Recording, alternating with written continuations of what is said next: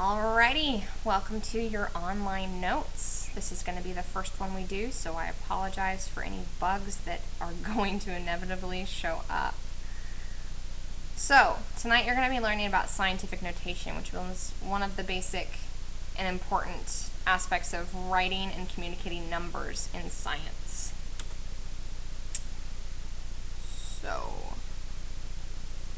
There we go. Alrighty, numbers in science. Oftentimes, the numbers measured in science are either extremely large, as in the case of the speed of light, which is 299,792,458 meters per second, or extremely small, as in the Bohr radius, or the radius of a hydrogen atom, which is very, very small, as you can see there. In order to more easily deal with these bulky numbers, the scientific community utilizes a special notation for very large and very small numbers. This notation is called scientific notation because they were very clever.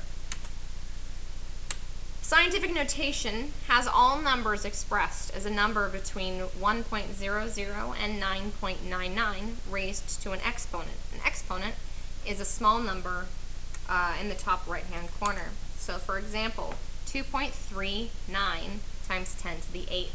That exponent section is the times 10 to the 8th. So that small little 8 raised above the 10. Small numbers have a negative exponent. For example, 0.00000682 is expressed as 6.82 times 10 to the minus 6. Again, you can see that that number is 6.82 is between 1 and 9.99, and it has a negative exponent because it was a very small number. Large numbers then have a positive exponent. For example, 1,249,082,357,392, which is a huge number, is expressed as 1.25 times 10 to the 12th. So you can again see that 1.25 is between 1.0 and 9.99, and it's raised to the 12th power because it is very large. In order to figure out if you're going to be negative or positive based on the small number, you can also remember the hint that negative numbers go to the right. For example, you have to jump 1, 2, 3, 4, 5, 6 places to the right on that number in order to get to a number between 1 and 10. So by jumping over 6 decimal places, they finally get to the number 6, which is between 1 and 10. So you have 6.82 times 10 to the negative 6, because it is a small number. Positive numbers therefore go left. So this number goes left. 1, 2, 3, 4, 5, 6, 7, 8, 9, 10, 11, 12. Oops, sorry guys. 12 to get all the way to a number that is between 1 and 9.99.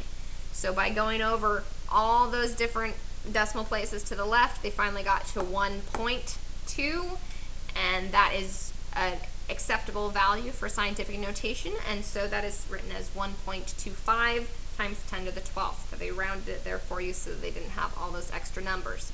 The whole point of scientific notation is to have more manageable numbers for people to use when they're trying to use such large numbers, which is why you can see, and I'll point it here, they rounded this number here to get rid of all those extra values.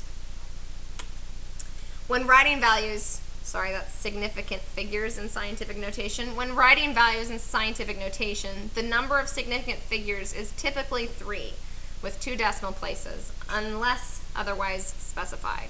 So for example, it's 3.48 times 10 to the minus 7. So tomorrow you guys are going to be working on a worksheet about significant figures. So if you understood this, go ahead and turn off the PowerPoint, and you can go ahead and go to bed or go watch some TV or whatever you're going to do, and we will practice this tomorrow. If not, go ahead and go back a slide and review some of the information, and please bring any questions that you might have with you to class tomorrow. Alrighty, we will see you tomorrow.